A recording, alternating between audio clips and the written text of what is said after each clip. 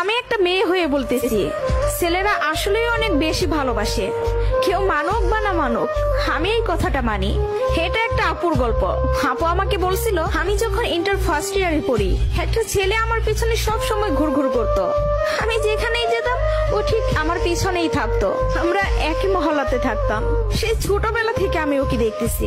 একটু জেদি, তবে কোনো মিথ্যা নেই ওর ভিতরে। ফলচাতুরি এসব কিছুই বুঝে না, আর অনেক চাপা স্বভাবের একজন মানুষ। কষ্ট হলেও মুখ থেকে কোনো কথা বের করে না। ওই যে একটা কথা আছে না, বুক ফাটে তো মুখ ফুটে না। এমনকি আমি যখন ওকে দাঁড় করাই বলতাম, কিছু বলবেন, ও বলতো না কিছু না। একদিন আমিও ওকে প্রপোজ করলাম আর বললাম, আপনাকে দিয়ে কিছু হবে না, আমি সারাটা জীবন আপনার সাথে থাকতে চাই, আপনার বউ হতে চাই আমি। কখনো দূরে সরাই দিবেন না তো? জীবনে যা কিছুই হয়ে যাক, আপনি আমার পাশে থাকবেন, কখনো আমাকে একা ফেলে যাবেন না। যদি এই ওয়াদা করতে পারি তাহলে আমি রিলেশন করব। ও অনার্স ফার্স্ট ইয়ারে পড়ে। ও বলল, জীবনে যা কিছুই হয়ে যাক আমি তোমাকে কখনো ছাড়বো না।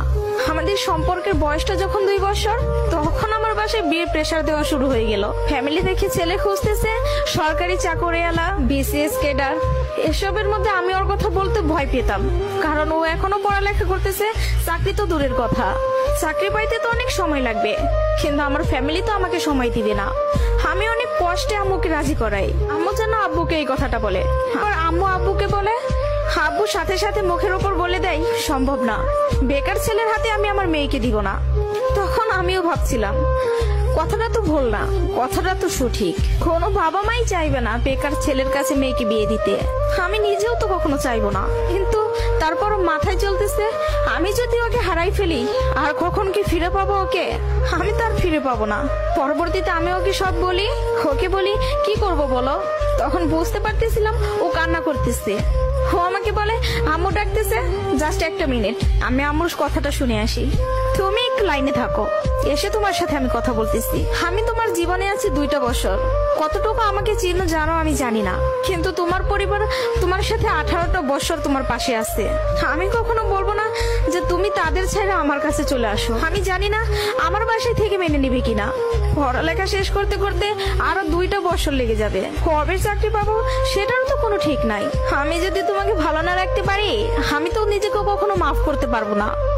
আমার কাছে তোমার হাসিটা অনেক দামি, তোমার যেটা ভালো মনে হবে তুমি সেটাই করো, তুমি যা বলবো আমি সেটাতেই রাজি। এসব কথা শোনার পরে, আর যাই হোক, একটা মেয়ে তার ভালোবাসার মানুষকে কখনো ছেড়ে যাইতে পারে না। আমি তখন একটা জিনিসই ভাবতেছিলাম, জীবনটা তো ছোট, আর আমি আমার এই ভালোবাসার মানুষটাকে হারাই ফেললে আমি নিজেই সারা জীবন আফসোস করব। এরকম কোন ছেলে আর আমাকে ভালোবাসতে পারবে না, আমি ওকে ছাড়তে পারবো না। আমি বাসায় আবারও বুঝাই, তারা বুঝে না। তারপর আমি বাসা থেকে বের হয়ে যাই। বাসা থেকে বের হয়ে ওকে ফোন দেই আর বলি, আমাকে নিয়ে যাও। ও তাড়াহুড়া করে বাড়ি থেকে চলে আসলো। আমি বললাম, আমি তোমাকে বিয়ে করব। ও আমাকে বলে, আমি বলছি না তোমাকে, তুমি যা বলবো আমি তাতেই রাজি আছি, তবে একটা কথা, আমার সাথে থেকে যদি 3 বেলার 1 বেলা খেয়ে থাকতে হয় পারবা? তার জন্য আমি সবকিছু ছেড়ে আসলাম, তার জন্য আমি সবই করতে পারবো।